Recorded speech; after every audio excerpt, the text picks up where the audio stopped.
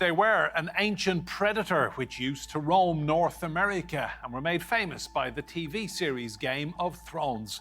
Now, a US biotech company says it has brought back the dire wolf. So, is this a huge scientific step forward or just very clever marketing?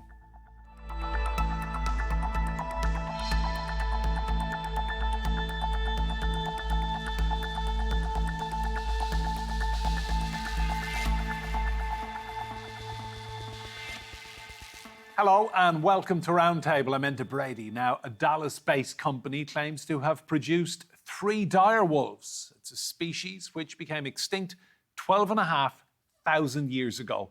Colossal Biosciences used DNA extracted from 2 dire wolf fossils and used cloning technology to alter the genes of a grey wolf.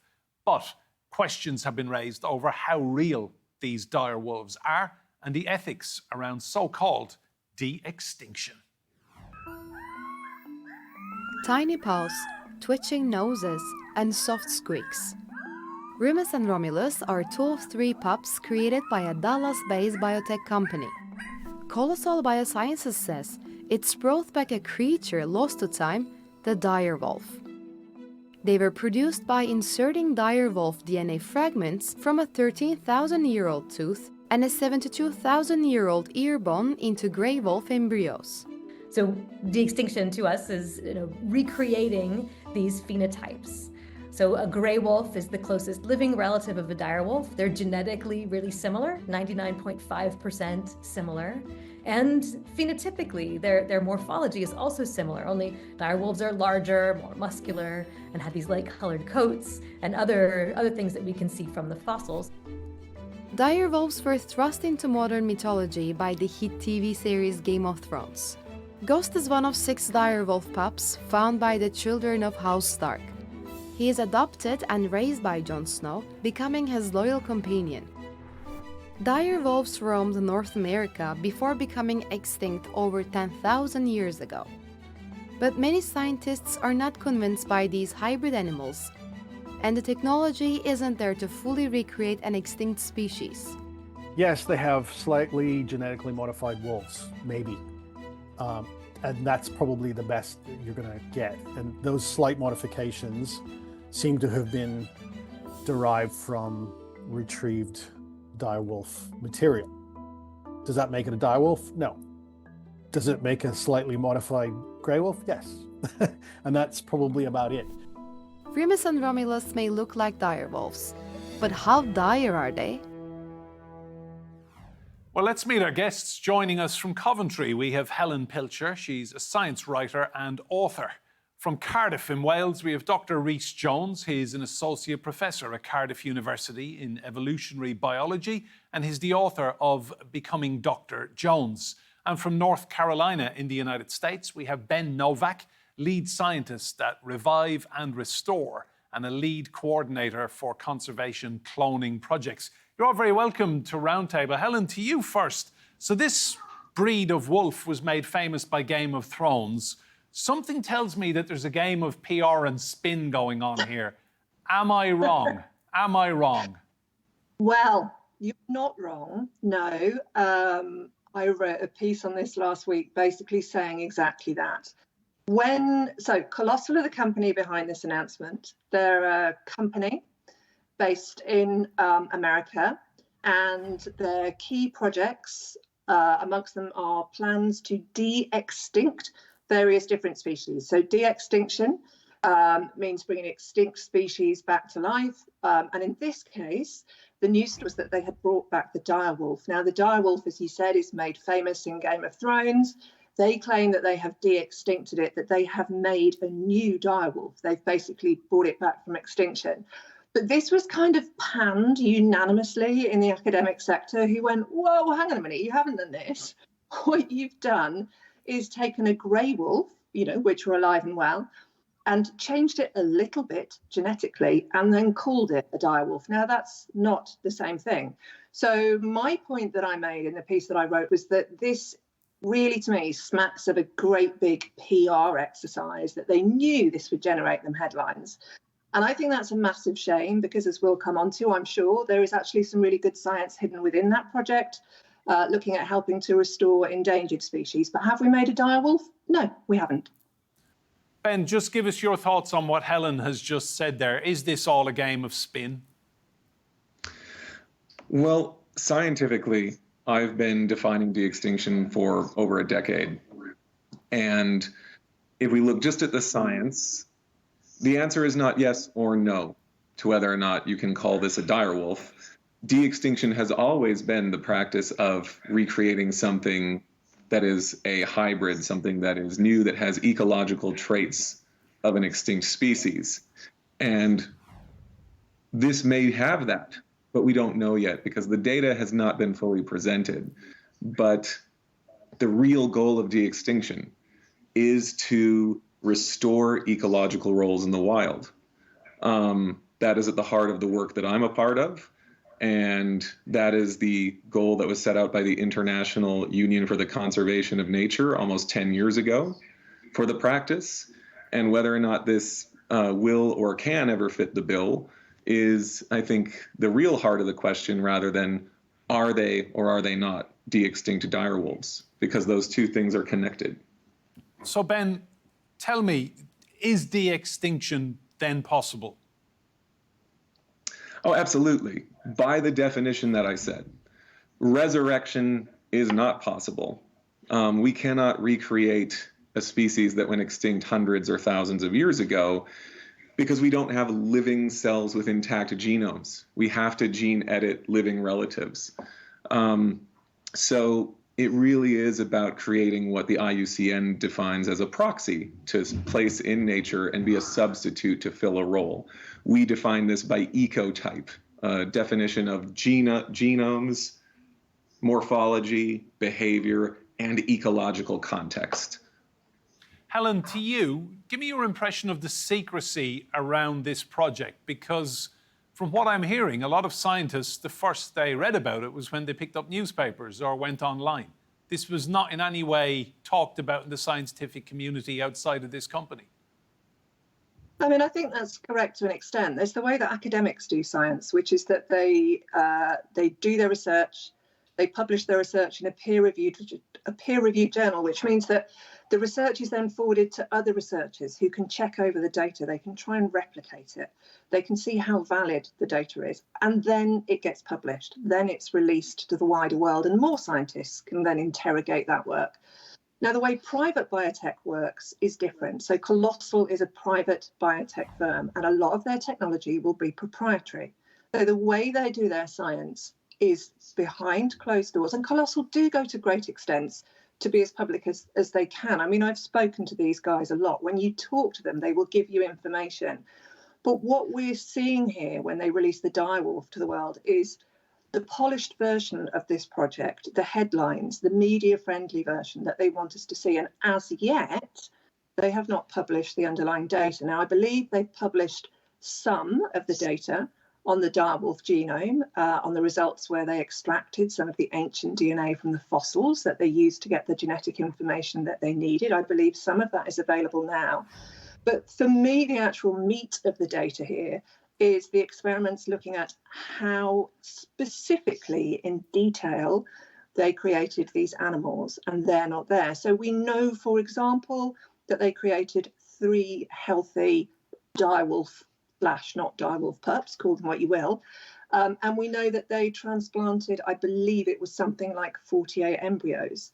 So, you know, do the maths. What happened to the other 45? Now, they probably failed to implant in the surrogate's womb, but that's the kind of detail that I think people want to know about. Ben, to you, so what now for these pups? I've read that they will live in captivity, they won't be able to breed. You know, wolves are a pack animal. Surely they're going to have quite a lonely life. I think that at this time is hard to measure. There are wolf packs in nature as small as 2 wolves. So they have the making of a minimum pack. I believe these were wild animals that were gene edited. Therefore, they will have wild instincts that drive them. However, they've been raised with a lot of human contact from a very young age. which also influences how they grow, similar to the way people sometimes tame down wild animals, not quite as pets, but almost tame enough to be in a domestic setting. So they have a large home and they've been raised slightly differently. So I think the welfare concerns aren't as large here. And I think the bigger questions are, there are 2 males and a female on a 2,000 acre reserve. How will they prevent the breeding? There are a lot of questions, as Helen has alluded to. Helen, to you, just on that point, I mean, de-extinction, absolutely incredible work the scientists are doing, but are we just creating animals and recreating for the sake of an elaborate zoo? Well, no, I think that's not on the cards. I mean, I've spoken to all the key players who were involved in de-extinction science. And these are not people, this isn't some kind of Jurassic Park scenario where, the famous quote from the character in Jurassic Park where scientists were so busy thinking about what they could do, they didn't think whether they didn't stop to think whether they should do it. I think people are considering why this is happening. We're in the midst of this massive biodiversity crisis, and de-extinction scientists will give you various potential reasons for why de-extinction could be a good thing. But for me, the one compelling one is that these would be animals that would be returned to some kind of wildlife where they would have a positive environmental impact. You kind of have this double whammy where you're increasing biodiversity by bringing an extinct species back or a replica of it. But if you choose that species really, really carefully, and as I say, I'll spend because the passenger pigeon is a remarkable example of this, you then potentially create other species for other opportunities for other species to thrive, new environmental niches, and you increase biodiversity. So that for me is really the compelling goal for us to consider de-extinction technology. But obviously we need to choose each candidate very, very carefully. Ben, I'm absolutely intrigued now. Tell me more about the passenger pigeon. Well, the passenger pigeon was native to eastern North America. It's a woodland species. It went extinct when the last individual, a famous bird named Martha, died in 1914. You can see a little bit of imagery of them behind me with some images here, some little origami passenger pigeons. This is a blow-up model of a skull. You can't see that. But it's famous for being once the most abundant bird species on the planet. And its effect, we believe, in the forest was to stimulate and perpetuate forest regeneration cycles through disturbances, very similar to fires or storms, where the forest gets very disturbed, broken branches, cleared out undergrowth, and starts to regrow new life. The difference between fire, storms, and the pigeons is the pigeons also consumed a lot of food and deposited lots of guano on the ground as fertilizer. And in our approach to developing this de-extinction science, we are not only focusing on the biotechnology, which is barriers to these technologies for all birds. There's very similar reproductive problems here. But we are also exploring the ecology. We've spent a number of years collecting historic records. We now have a published map of every historic record we've been able to find.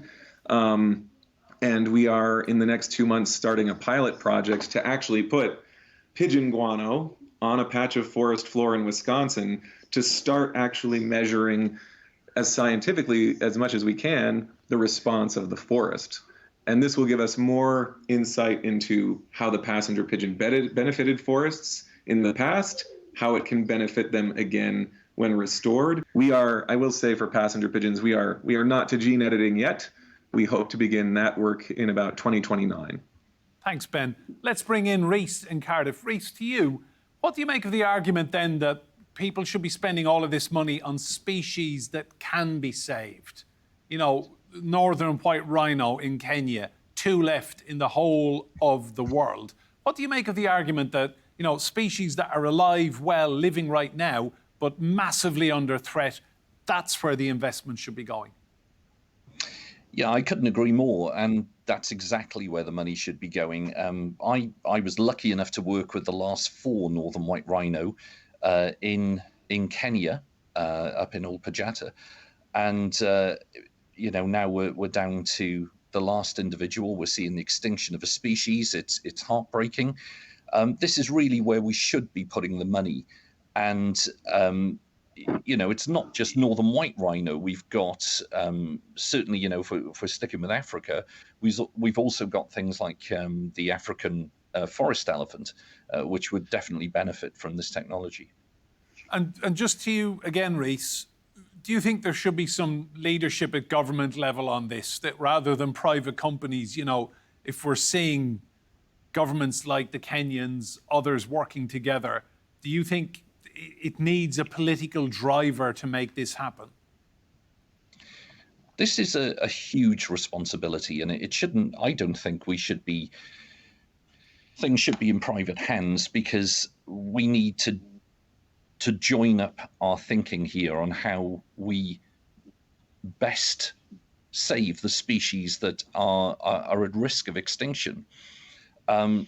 We can best do that through science, of course. What we need to be doing is sharing our data, allowing us to scrutinize the techniques that are being used to be able to analyze those results and see if it's the best way forward for big minds to be able to come in and see if there's a better way that we can do that we can pool our resources and move forward.